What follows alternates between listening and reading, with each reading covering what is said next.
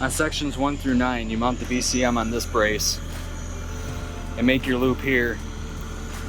You want your VCM harness pushed as far as you can towards the breakaway, so you have all the harness you need. Plug in your extension here, plug in to each coil, then keep it short here so you got enough harness. Loop up through this hole, through this bracket, and you skip 3. One's going to be down here, the other 2 are up here.